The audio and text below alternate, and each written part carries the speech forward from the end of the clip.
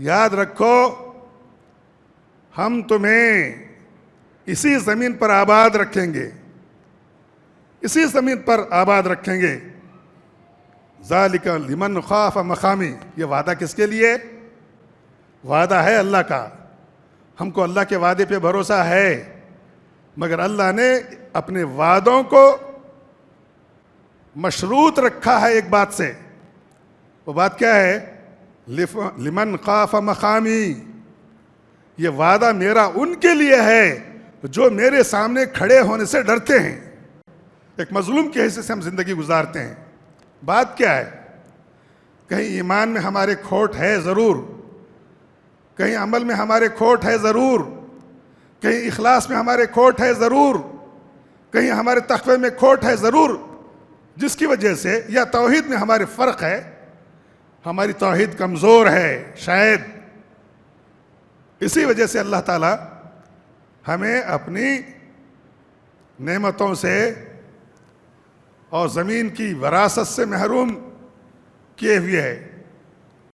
جیسے ہجرت کو لوگ شکست مان رہے تھے، اللہ تعالیٰ نے اس ہجرت کو فتح سے بدل دیا، اس ہجرت کو فتح سے بدل دیا جو کافروں کی نظر میں وہ شکست تھی، مسلمانوں کے لیے یہ شکست نہیں تھی بلکہ فتح کا پیش خیمہ تھا، فتح کی ابتدا تھی۔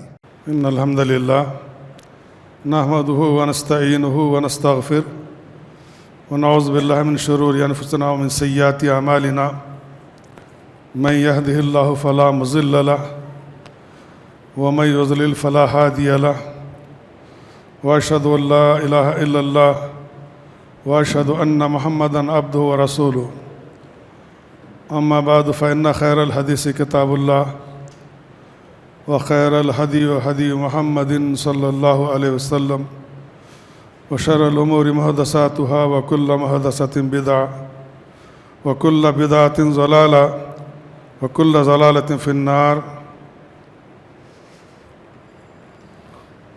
اعوذ باللہ من الشیطان الرجیم، بسم اللہ الرحمن الرحیم۔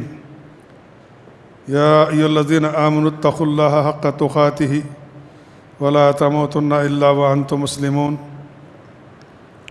یا ایھا الناس اتقوا ربکم الذی خلقکم من نفس واحدہ وخلق منها زوجها وبث منهما رجالا كثيرا ونساء واتقوا الله الذي تساءلون به والارحام ان الله كان عليكم رقيبا۔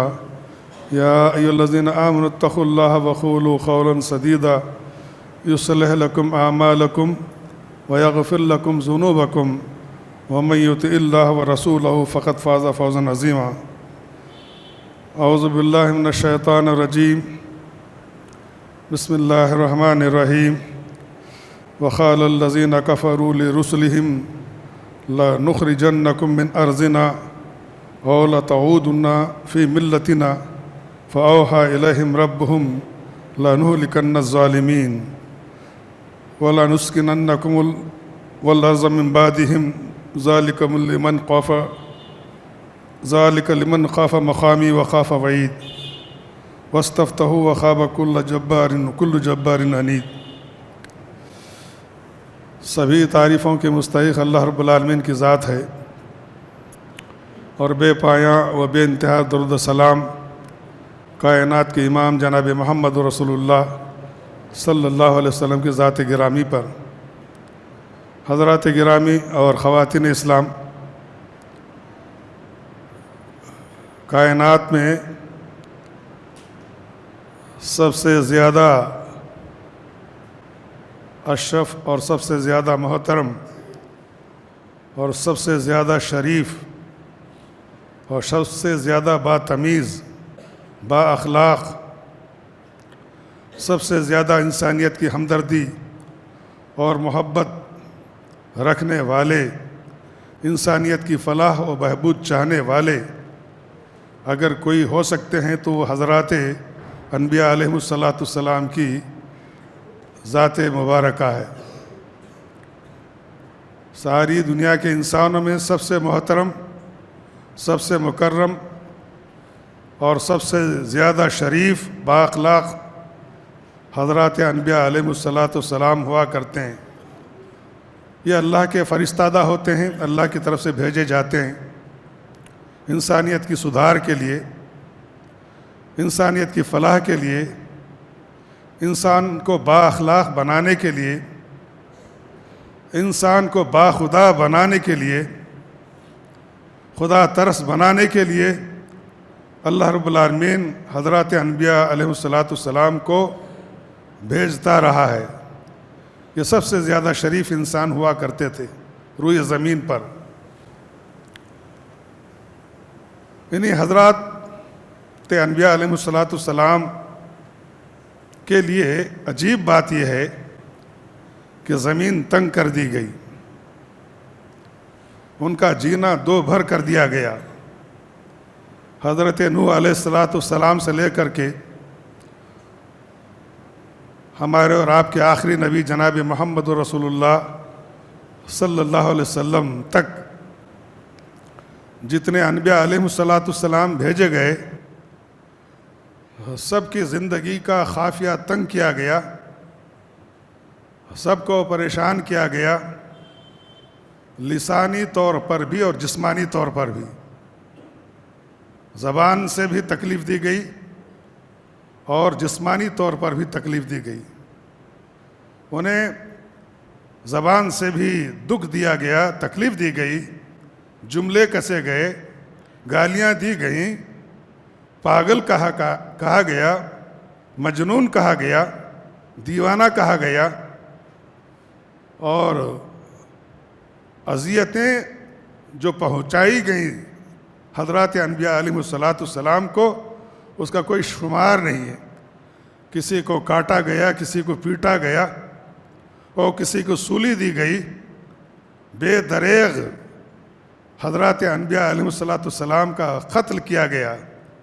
بنو اسرائیل کے بہت سارے انبیاء قتل کر دیے گئے، ان کا کوئی جرم نہیں تھا، اور ان کو ان کی زمین سے بے دخل کر دیا گیا۔ ان کا کوئی جرم نہیں تھا سوائے اس کے کہ وہ اللہ کی طرف دعوت دے رہے تھے۔ یہی جرم تھا اور یہی جرم ہے، قیامت تک کے لیے یہی جرم ہوگا مسلمانوں کا کہ وہ اللہ کا نام لیتے ہیں۔ رقیبوں نے رپٹ لکھوائی ہے جا کے تھانے میں، رقیبوں نے رپٹ لکھوائی ہے جا کے تھانے میں کہ اکبر نام لیتا ہے خدا کا اس زمانے میں۔ ہمارا جرم صرف یہ ہے کہ ہم اللہ کا نام لیتے ہیں، ہمارا جرم صرف یہ ہے کہ ہم مسلمان ہیں، اس کے سوا اور کوئی جرم نہیں ہے، کوئی جرم ہے ہی نہیں ہے۔ ساری دنیا سر پٹکتی ہے ہمارا جرم ثابت کرنے کے لیے، وہ جرم ثابت نہیں کر سکتی، اس لیے کہ اسلام نے ہمیں مجرم نہیں بنایا، اللہ نے ہمیں مجرم نہیں بنایا، بلکہ با کردار بنایا، باشعور بنایا، با اخلاق بنایا۔ ساری دنیا کے لیے امن اور بھائی چارہ قائم کرنے والا ہمیں بنا کر کے بھیجا ہے، تو ہم کیسے مجرم ہو سکتے ہیں؟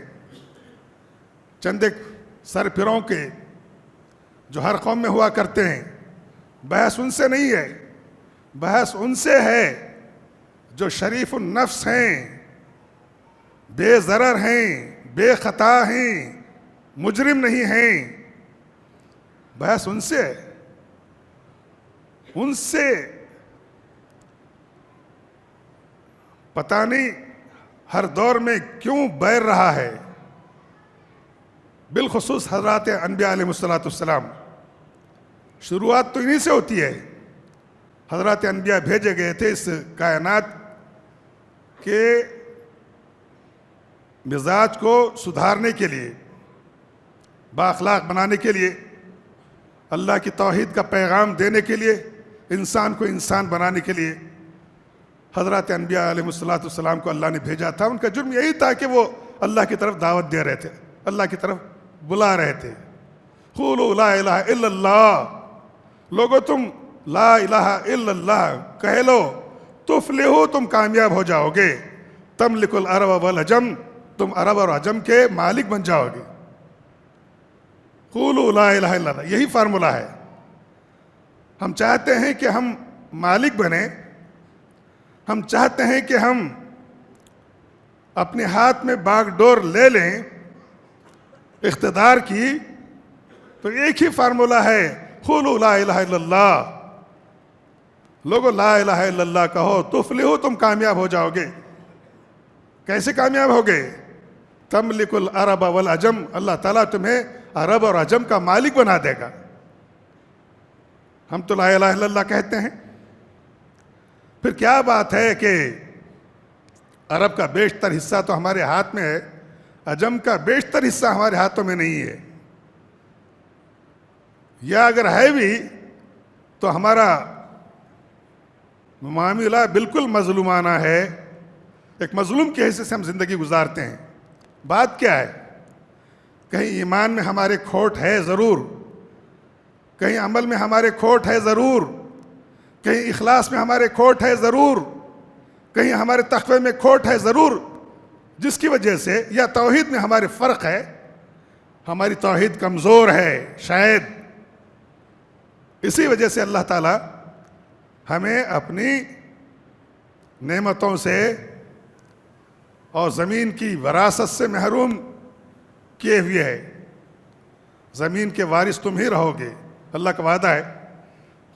یہ میں نے آیت پڑھی آپ کے سامنے خطبہ مسنونہ کے بعد، سورہ ابراہیم کی آیت نمبر 13، 14، 15۔ آپ اگر غور سے ان آیات کا مطالعہ کریں گے تو آج کے دور پر یہ آیت بہت ہی زیادہ یہ آیتیں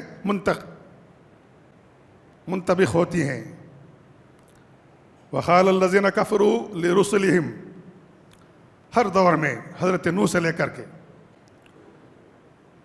جناب محمد رسول اللہ صلی اللہ علیہ وسلم تک، تو جتنے انبیاء مبعوث کیے گئے جس دور کے اندر، اس دور کے اندر ان کی قوم کے لوگوں نے اور کافروں نے حضرات انبیاء سے کیا کہا؟ وقال الذین کفروا لرسلہم، جن لوگوں نے کفر کیا انہوں نے اپنے نبیوں سے کہا، اپنے رسولوں سے کہا، لَنُخْرِجَنَّكُم مِّنْ أَرْضِنَا، ہم تمہیں تمہاری زمین سے نکال باہر کریں گے، ہم تم کو تمہاری زمین سے نکال باہر کریں گے۔ یہ بہت بڑی وارننگ دی گئی، اور میں نے کہا کہ انبیاء کا کوئی قصور نہیں تھا، کوئی جرم نہیں تھا، انتہائی شریف اس دنیا کے انسان وہ مانے جاتے ہیں۔ ان کا جرم صرف یہ تھا کہ وہ لا الہ الا اللہ کی دعوت دیتے تھے اور اس پر عامل تھے، یہی جرم تھا۔ بدلے میں کیا کیا لوگوں نے؟ اہل کفر نے کیا صلہ دیا؟ کہا کہ تم یہاں رہنے کے قابل نہیں، یہاں سے نکلو۔ ہندوستان میں بھی مسلمانوں سے یہی کہا جا رہا ہے این آر سی کے ذریعے سے کہ تم کو یہاں رہنا نہیں، یہاں سے نکلو۔ تمہاری شہریت مشکوک ہے جب تک کہ تم ثابت نہ کرو، اگر ثابت بھی کیا جائے گا تو کیا یقین ہے کہ ہم کو باقی رکھا جائے گا؟ یہ حضرات انبیاء علیہ السلام سے سلسلہ چلا ہے اور روز اول سے چلا ہے۔ یہ این آر سی کا ذکر قرآن میں ہے، سی اے اے کا ذکر قرآن میں ہے، رسولوں سے کہا گیا لَنُخْرِجَنَّكُمْ، لام تاکید ہے، البتہ ضرور بضرور ہم تم کو نکالیں گے ہماری اس سرزمین سے جس پر تم رہ رہے ہو، اس سرزمین سے ہم تم کو بے دخل کر کے رہیں گے۔ بالکل تاکید کے ساتھ، جیسے آج کہا جا رہا ہے، ایسے کیا جا رہا ہے، بالکل شدت کے ساتھ اور بالکل یقین کے ساتھ، بالکل جبر کے ساتھ ہم سے یہ کہا جا رہا ہے کہ ہم تم کو بے دخل کر دیں گے سرزمین ہند سے، اس پر رہنے کا تمہیں کوئی حق نہیں ہے۔ لَنُخْرِجَنَّكُم مِّنْ أَرْضِنَا، ہماری اپنی زمین، کہتے کہ یہ ہماری زمین ہے، زمین تو اللہ کی ہے۔ قُلِ اللَّهُمَّ مَالِكَ الْمُلْكِ تُؤْتِي الْمُلْكَ مَن تَشَاءُ، ملک کا مالک اللہ ہے، زمینوں کا مالک اللہ ہے، آسمانوں کا مالک اللہ ہے، یہ ساری زمین اللہ کی ہے۔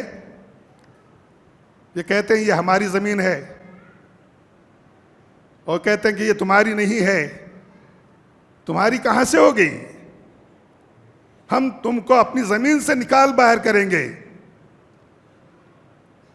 اللہ کہتا ہے کہ یہ زمین تمہاری نہیں ہے، یہ زمین ہماری ہے، ہم نے چند دنوں کے لیے تمہیں آباد کیا ہے، اس سرزمین پر رہنے کا حق تمہیں دے دیا ہے، بس اس کے سوا کچھ نہیں. تمہیں پائیداری نہیں ہے, تمہیں ہمیشگی نہیں ہے, تمہارا تخت و تاج ہمیشہ باقی رہنے والا نہیں ہے, یہ حکومت باقی رہنے والی نہیں ہے. ایسی کئی حکومتیں آئیں اور گئیں, تم بھی آئے ہو, تم بھی چلے جاؤ گے. کچھ روز تک تم ضرور دندناؤ گے, تمہارا جبر اور جور چلے گا, ظلم اور زیادتی چلے گی. اس کے بعد اس ظلم کا خاتمہ ہونا ہی ہونا ہے, اس ظلم کا خاتمہ ہونا ہی ہونا ہے, اور یہ ظلم کا خاتمہ ہو کر رہے گا. ہر آغاز کا انجام ہے, ہر آغاز کا انجام ہے, اور ہر ابتدا کی اینڈنگ ہے, اور ہر چیز کو ختم ہونا ہے, فنا ہونا ہے. کل من علیہا فان ویبقی وجہ ربک ذو الجلال والاکرام. ہر چیز کو یہاں کی ختم ہونا ہے سوائے اللہ کی ذات کے, کہ جو ہمیشہ باقی ہے اور باقی رہے گا. اس کے علاوہ کسی کو بقا نہیں. لا نخرجنکم من ارضنا. اچھا, اگر تمہیں رہنے کی ہی ضد ہے, اگر تمہیں یہاں رہنے ہی کی ضد ہے, انبیاء سے کہا جا رہا ہے, کافر کہہ رہے ہیں اپنے اپنے انبیاء سے, اپنے اپنے دور میں اہل کفر نے نبیوں سے یہی کہا کہ پہلے تو ہم تمہیں نکال باہر کریں گے تاکہ تمہارا مشن ختم ہو جائے, تمہارا مشن ختم ہو جائے, تمہارا مقصد ختم ہو جائے, تمہاری دعوت ختم ہو جائے, تمہاری شخصیت اور حیثیت ختم ہو جائے. پہلے تو ہم تمہیں نکال باہر کریں گے.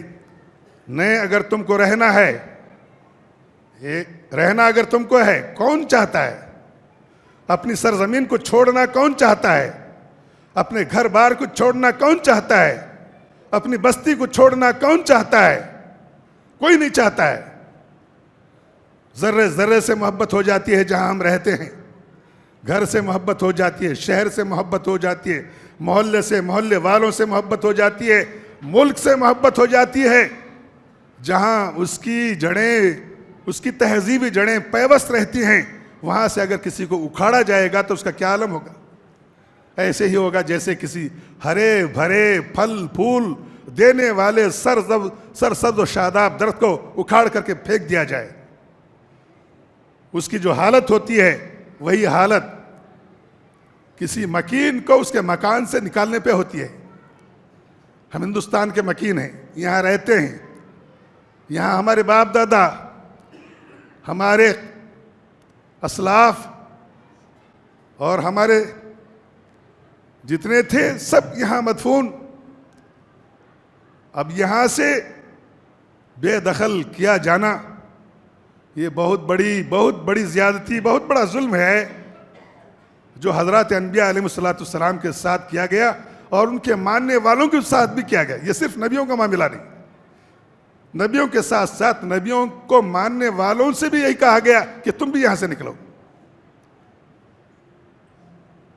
اس لیے انبیاء بھی نکل گئے, یا تو ہجرت کرنے پر مجبور ہو گئے, بستیوں کو چھوڑنے پر مجبور ہو گئے, یا تو ان کو قتل کر دیا گیا. یہ ایک شرط انہوں نے یہ رکھی کہ اگر تم کو رہنا ہے تو ایک ہی کنڈیشن ہے. وہ کنڈیشن کیا ہے؟ لَنُخْرِجَنَّكُم مِّنْ أَرْضِنَا أَوْ لَتَعُودُنَّ فِي مِلَّتِنَا. یا تو تم کو ہماری ملت میں لوٹ آنا پڑے گا, یعنی تمہیں ہمارا مذہب قبول کر لینا پڑے گا. اگر تم کو یہاں رہنا ہے, سی اے کا فارمولا کیا ہے؟ یہی ہے. ہم ان تمام لوگوں کو یہاں ہندوستان کے اندر شہریت دیں گے جو ہمارے مذہب پر ہیں اور ان کا نام لیا ہی نہیں جاتا. جو اللہ کا نام لیتے ہیں ان کا نام ہی نہیں لیا جاتا. الٹا یہ کہ انہیں ثابت کرنا پڑتا ہے اپنی شہریت کو. الٹا یہ کہ ان کو نکال دیا جانا طے ہو گیا ہے. یہ سب کیا ہے؟ ایک ہی کنڈیشن ہے. اگر ہندوستان میں رہنا ہے تو تمہیں اپنے مذہب کو چھوڑ کر کے رہنا پڑے گا, یہاں کے مذہب کو قبول کرنا پڑے گا, یا پھر تم کو اس سرزمین کو چھوڑنا پڑے گا. ہم سے یہی کہا جا رہا ہے, انڈائریکٹلی یہی کہا جا رہا ہے, ڈائریکٹلی نہیں, انڈائریکٹلی یہی کہی کہا جا رہا ہے، یہ سی اے ہے۔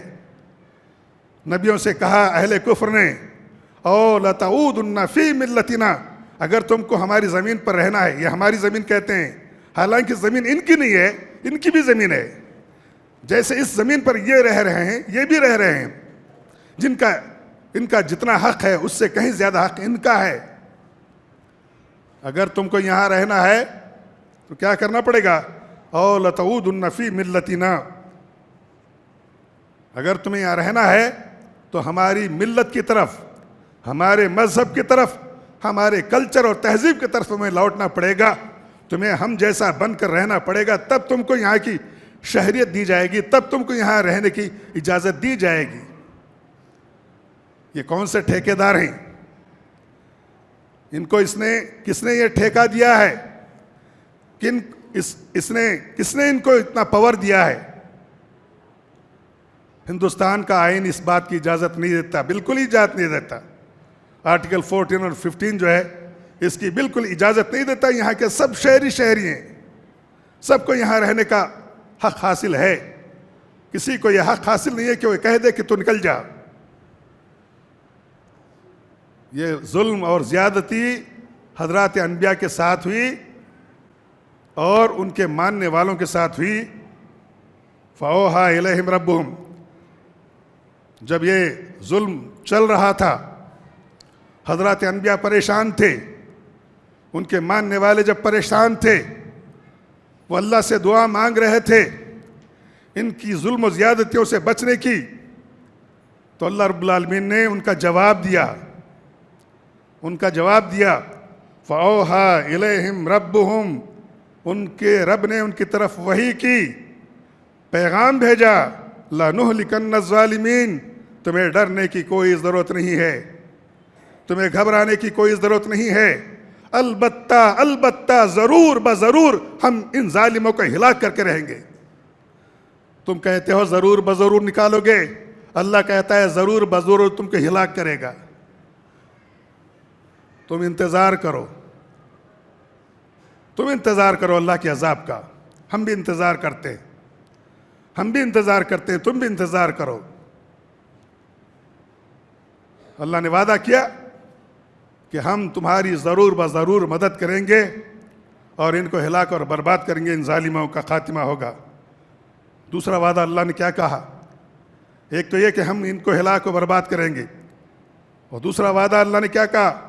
وَلَنُسَكِّنَنَّكُمُ وَالْأَرْضَ مِن بَعْدِهِمْ،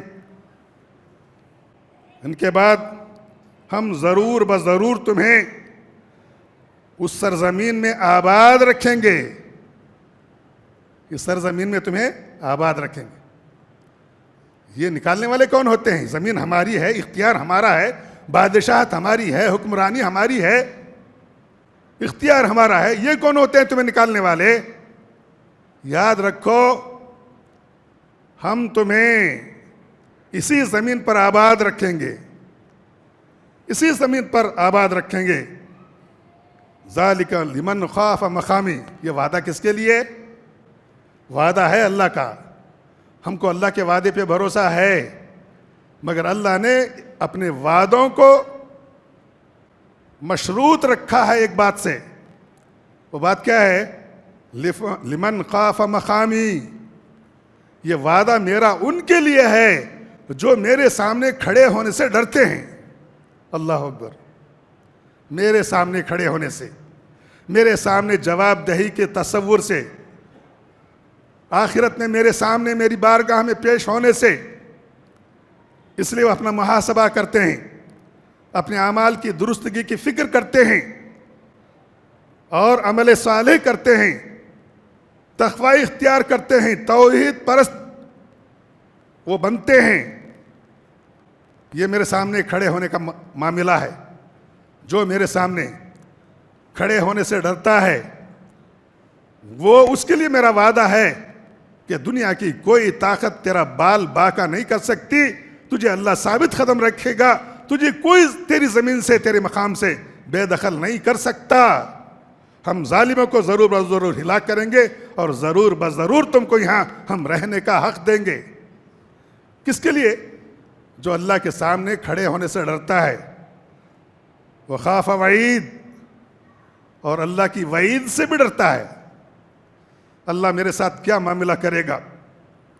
اللہ نے جو وعید، اللہ کے وعدے بھی ہیں، اللہ کی وعید بھی ہے۔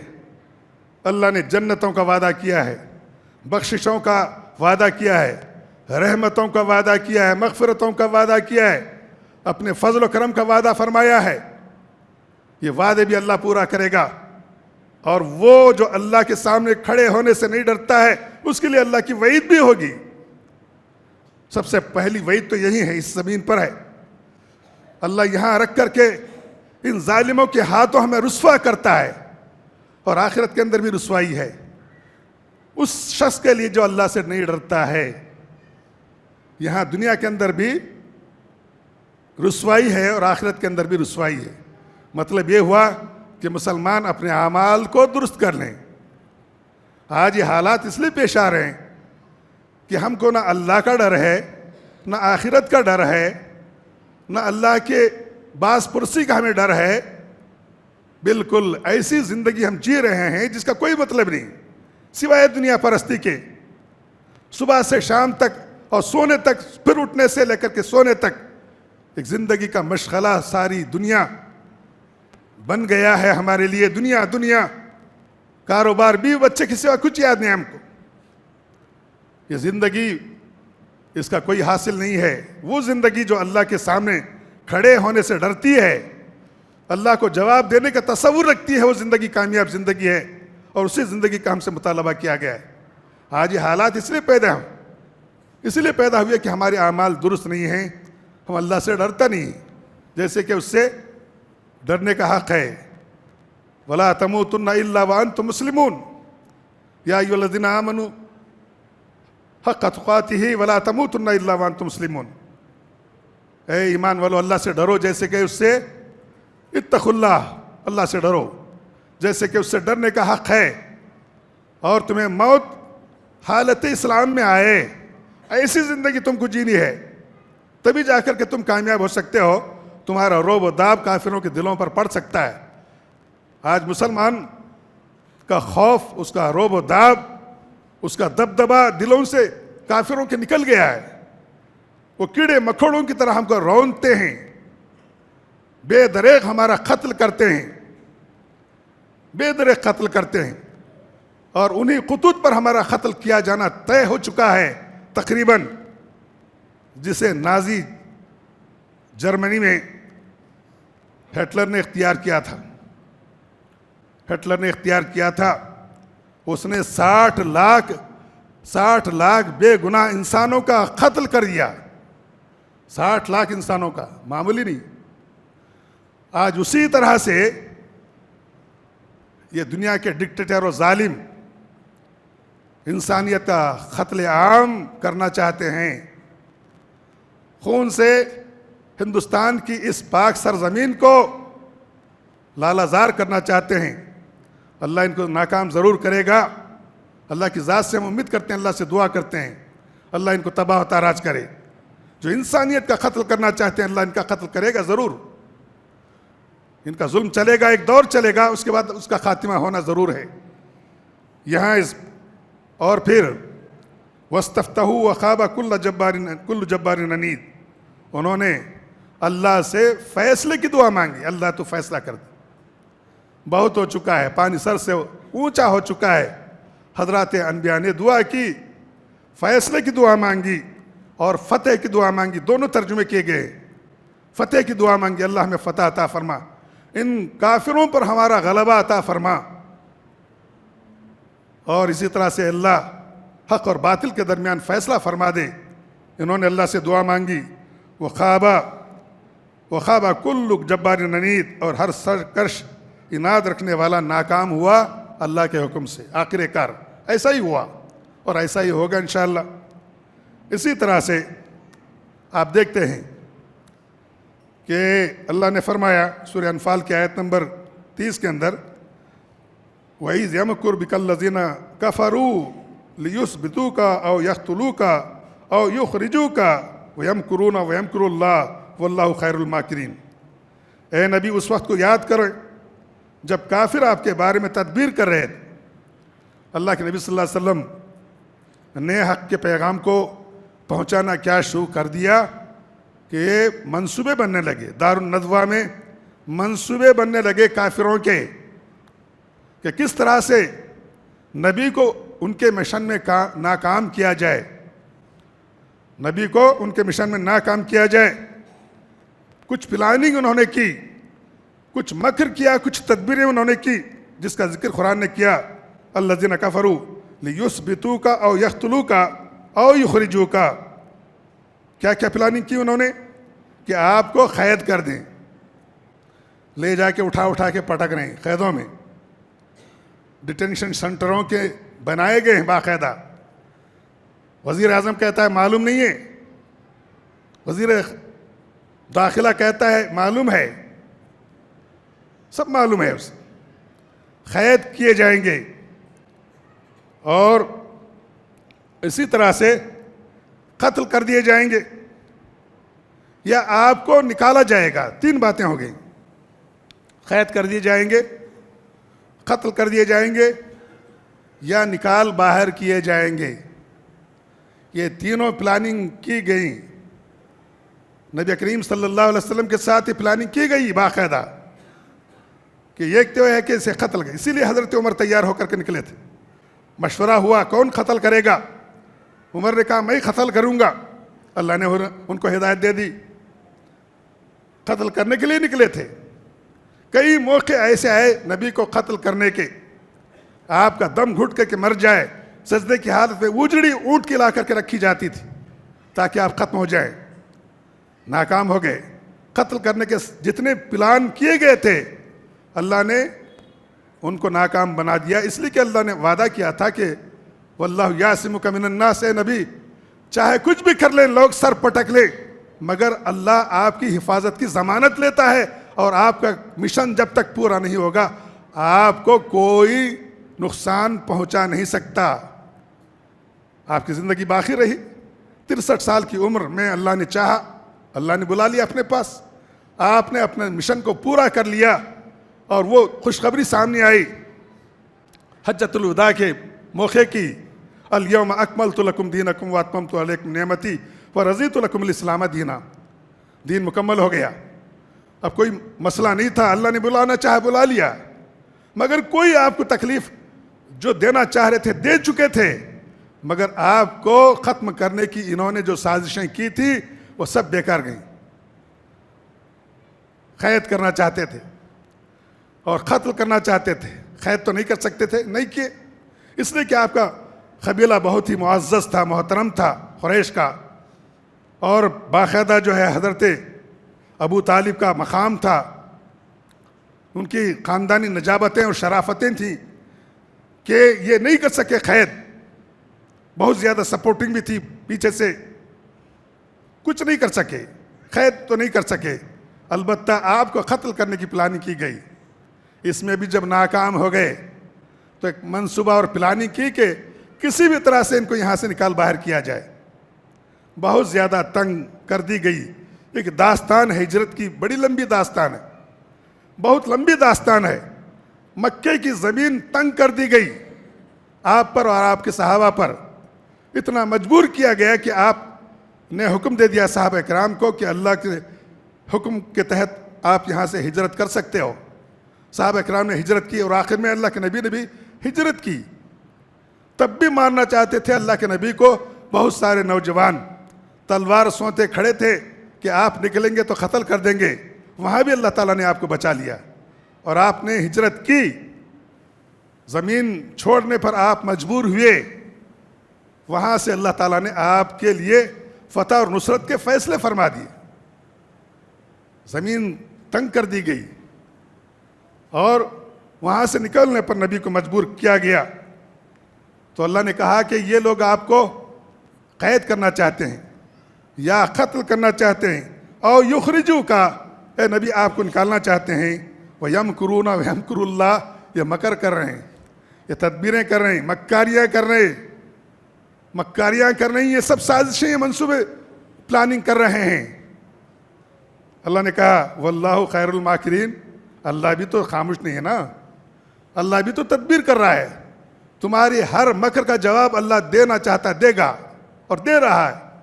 یہاں انہوں نے یہ کیا، سمجھا کہ نبی نکل گئے مکہ چھوڑ کر کے، صحابہ نکل گئے، کانٹا نکل گیا، کانٹا نکل گیا جو کھٹک رہا تھا۔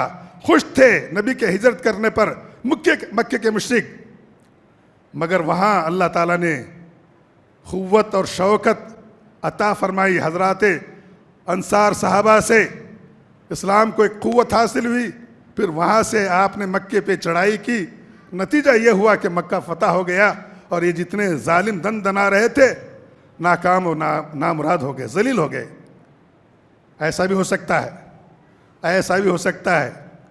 ہندوستان پر مسلمانوں کی حکومت 800 سال کی حکومت رہی، بالکل روادارانہ حکومت، انصاف پر مبنی حکومت، اپنی رعایا کے ساتھ بڑی محبت کے ساتھ حکومتیں انہوں نے کی۔ چھوٹے موٹے واقعات ہو گئے ہوں گے ادھر ادھر کے، اس کو بنیاد بنا کر کے مسلمانوں کو اور مسلمانوں کی اتنی لمبی تاریخ کو بدنام کرنا، یہ صرف ان کا شیوا ہے، یہ ان کا شیوا ہے، ان کی زندگی اسی میں کھپی ہوئی ہے، اسی میں لگی ہوئی ہے۔ ان کا وجود غنڈہ گردی پر ہے، قتل و غارت گری پر ہے، ظلم و زیادتی پر ہے، اسی پر ان کا انحصار ہے، اور آج بھی وہی چل رہا۔ مگر یاد رکھا جائے کہ جس طرح سے شکست تسلیم، جیسے ہجرت کو لوگ شکست مان رہے تھے، اللہ تعالیٰ نے اس ہجرت کو فتح سے بدل دیا، اس ہجرت کو فتح سے بدل دیا، جو کافروں کی نظر میں وہ شکست تھی، مسلمانوں کے لیے یہ شکست نہیں تھی، بلکہ فتح کا پیش خیمہ تھا، فتح کی ابتدا تھی۔ سو اللہ رب العالمین نے اس طرح سے نبی کریم صلی اللہ علیہ وسلم کو کامیاب کیا۔ تو حاضرین کرام، خطبے کا خلاصہ اور اس کا مطلب یہی ہے کہ آپ اور ہم اللہ کے ہو جائیں، اللہ کی طرف اپنے آپ کو رجوع کریں، اپنے اعمال کی، اپنے عقائد کی، اپنے اخلاق کی اصلاح کریں، آپس میں روابط رکھیں، ایک دوسرے سے جڑے رہیں، ایک دوسرے کی خبر گیری کیا کریں، ایک دوسرے کے لیے ہمدرد اور غم گسار بن جائیں، اپنے معاشرے کو مستحکم کرنے کی کوشش کریں۔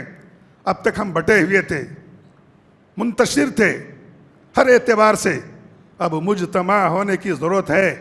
ہمیں کفر للکار رہا ہے، ظلم للکار رہا ہے کہ اگر ہو سکے تو تم اپنی صفوں کو مستحکم کرو، مجتمع کرو، اور اللہ کے حکم سے مجتمع ہو رہا ہے۔ اس ہندوستان کا مسلمان بیدار ہو چکا ہے، بچے بیدار ہو چکے ہیں، نوجوان بیدار ہو چکے ہیں، عورتیں بیدار ہو چکی ہیں، کروڑوں کی ریلیاں جو نکل رہی ہیں، یہ ان کی بیداری کا زندہ ثبوت ہے۔ یہ حالات انشاءاللہ بدل کر کے رہیں گے، ہم کو ڈرنے کی، گھبرانے کی ضرورت نہیں، ڈرنا تو صرف اللہ تعالیٰ سے، اللہ سے ہم ڈریں، اپنے حدود میں رہیں، اخلاق سے رہیں، قانون کا پاس و لحاظ کریں، اور جو دستور ہمیں رعایتیں دیتا ہے ان رعایتوں کا صحیح طور پر استعمال کریں، غلط استعمال نہ کریں، ہندوستان کے امن کو غارت ہونے نہ دیں۔ سامنے والا اگر ظلم کرتا ہے تو اپنا دفاع کرنے کا ضرور حق ہے، برابر اس کا دفاع کریں، نوٹ کریں، اس کو برابر نوٹس لیں، اس کا چھوڑے نہیں، حق دیتا ہے ہم کو دستور اس بات کا۔ اس طرح سے اگر ہم یہاں اپنی زندگی گزاریں گے تو انشاءاللہ ہمارے لیے کامیابی ہوگی۔ اللہ ہم سب کو کامیاب کرے، اللہ تعالیٰ کفر کے سارے منصوبوں کو ناکام کرے، ظالموں کو اللہ تعالیٰ ان کے کیفر کردار تک پہنچائے، اللہ تعالیٰ ملت اسلامیہ کی لاج رکھے۔ کہیں بھی دنیا کے کسی بھی خطے میں مسلمان پریشان ہیں، اللہ تعالیٰ ان کی پریشانی کو دور کرے، ہر اعتبار سے، معاشی طور پر، اقتصادی طور پر، سیاسی طور پر، ہندوستان میں ہو یا دنیا کے کسی بھی ملک میں مسلمان ان کیفیات سے دو چار ہیں تو اللہ تعالیٰ ان کو کامیاب کرے اور ان پریشانیوں سے، آزمائشوں سے نکالے۔ بارک اللہ لنا ولکم فی القرآن العظیم ونفعنا وإیاکم بالآیات والذکر الحکیم انہ تعالیٰ جواد کریم ملک بر رؤوف رحیم رب حلیم۔